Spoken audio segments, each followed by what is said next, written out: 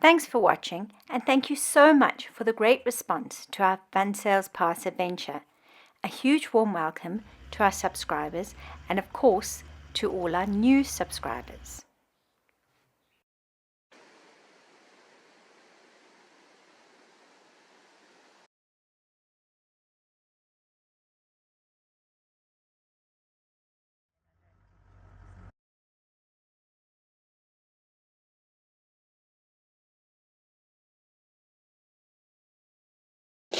Hello, good morning.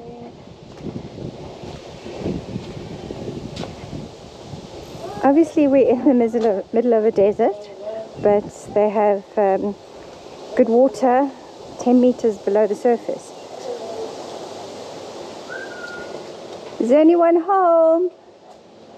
And this is their beautiful bar and restaurant. And the bar's closed. It's 10 to 10 in the morning. And this is their river, which the last floods, believe it or not, has exposed the roots of that Mapani. Not so good last night. I think I'm sleeping too much here. Okay. I did mention the name of the lodge is Kaoko Mopane. Obviously Kaoko land is what this area of Namibia used to be called. It's now called the Kunene region for obvious reasons. These are all Mapani trees, but because of all the water they get, because the water table here is quite high, they're all quite tall and majestic. We've seen some fabulous birds, including, oh, we're not going to see him. These are the bare-cheeked babblers. They're being very quiet for babblers, but they'll start their racket in a moment. And we've seen the Rappel's parrot. All the fires are fed by good old Mapani because there's so much of it.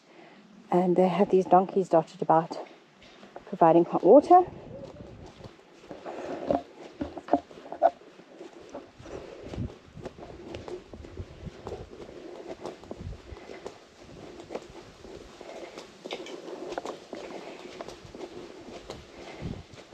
And here we have Rod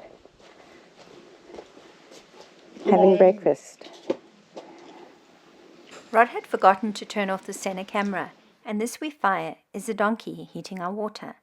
It's a bit later than it appears because Namibia observes Central African time, unlike Angola, which follows Central European time. In any case, it was delightful to watch the sun brighten up the day.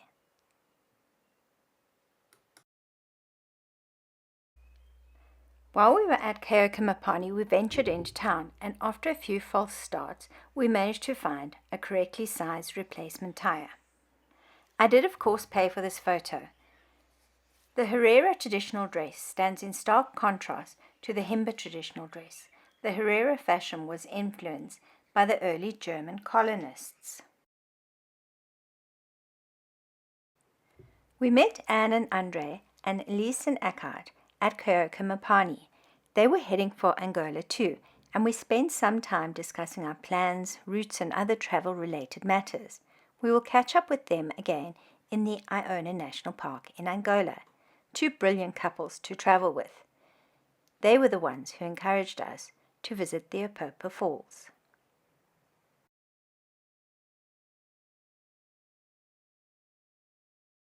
We drove through the foothills of the Zebra Mountains, which are some of the oldest in the Kunene region and belong to the Paleoproterozoic area, about 21,000 millions of years ago.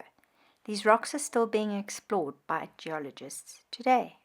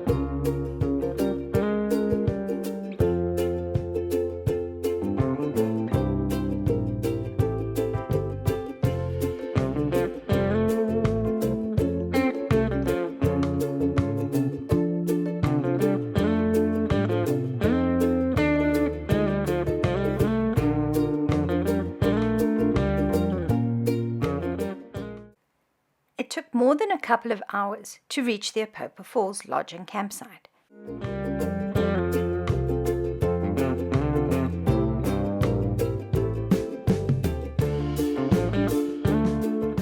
Since all the riverbank sites were booked, we opted for a site near the swimming pool and well-appointed bathroom. The next night, we would move to a site on the riverbank.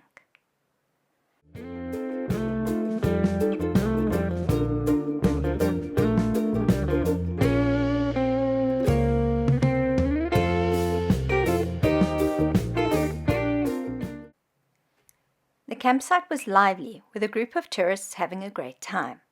After deciding to take a walk along the falls the following day, we spent the afternoon lazing in the pool and watching the swallow-tailed bee-eaters and rosy-faced lovebirds. Unfortunately, we didn't see any palm nut vultures, but let's not be greedy.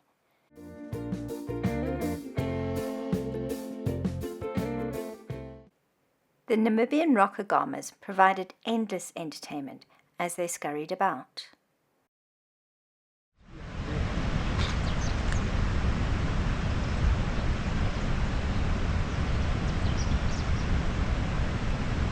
I don't see anything that obviously looks like a path, or looks like an obvious path,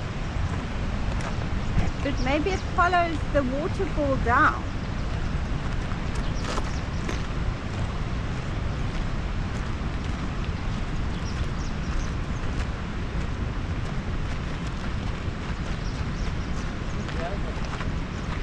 Oh, here's a path.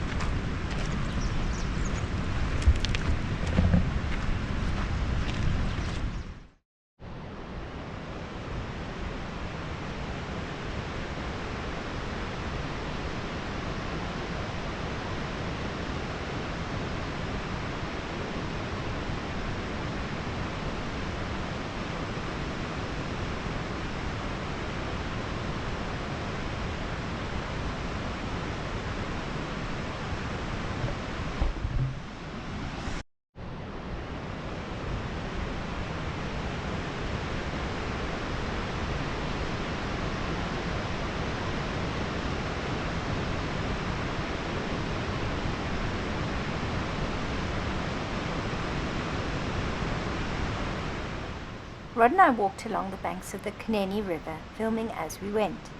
The falls have numerous cascades on both sides of the river into deep crystal clear pools, and the constant spray makes for beautiful islands of super green vegetation, taking advantage of this abundance in the barren Namib desert. The sound was thunderous and wild and very invigorating.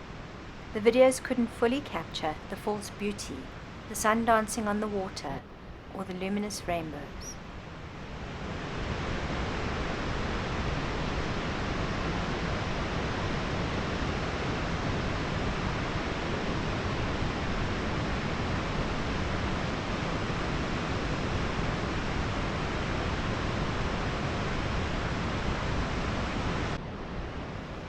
Rod would like to share a tip. While parking right on the riverbank is romantic, it's undeniably noisy.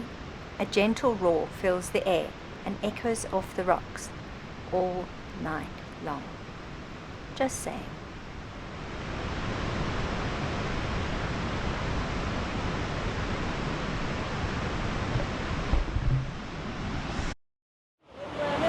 Rod and I have spent 2 very pleasant days on the banks of the Kunene River, which is, as you can see, right on the edge of the falls. They've got really nice facilities. They've got a nice bar, a restaurant. Each campsite, decent wash-up area, power point, and a very powerful light, and a place to build a braai. There's some really magnificent trees. These lovely palms. The rest of the campsite, it's a bit quieter than it was. There was a group of about 6 vehicles camping. I think they were Spanish people. but they seem to be having a great time.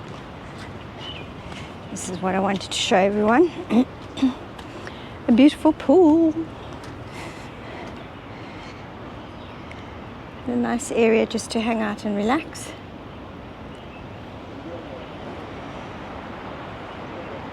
They do offer massages as well.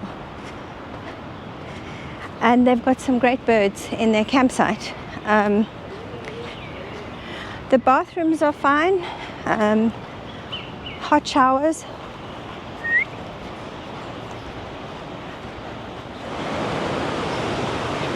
This is the bar.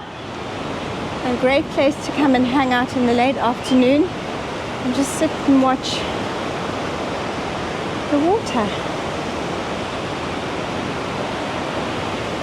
They do meals, and while we've been here, they've been installing their Wi-Fi. Our plan for the day was to head towards Ruacana. This hillside clearly illustrates why the mountains are called the Zebra Mountains. We stopped to take some photographs and spotted a Montero's hornbill, which is a new species for us. I was thrilled to hear him calling out.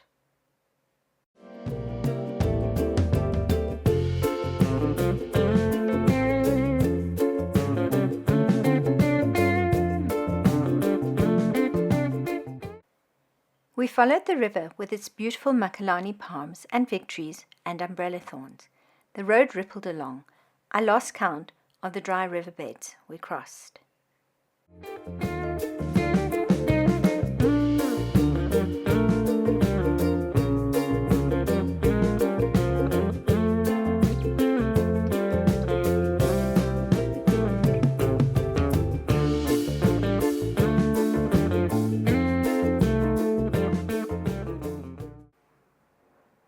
We passed Camp Kunene, which looked quite appealing, and then a local farm.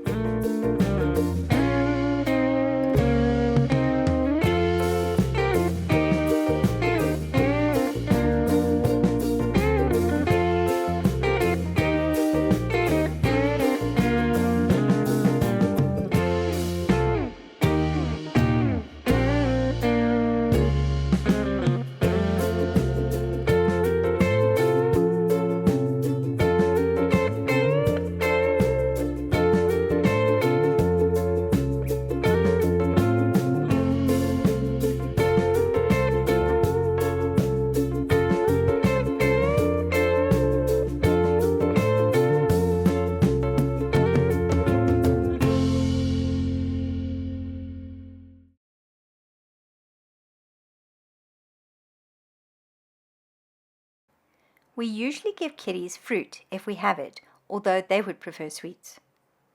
We were rewarded with this beautiful sighting of a grey-headed kingfisher.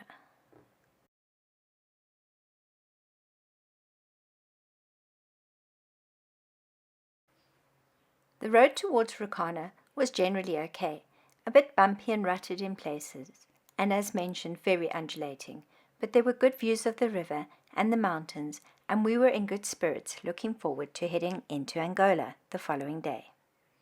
Our overnight stop was the Epaupa Campsite, which was well appointed and had a very nice restaurant and bar. The little town of Opouwa has some decent shops, including a ShopRite. The following morning we headed towards Ruacana and crossed the border without any issues. Our first encounter with an Angolan citizen was positive and would set the tone for the rest of our trip.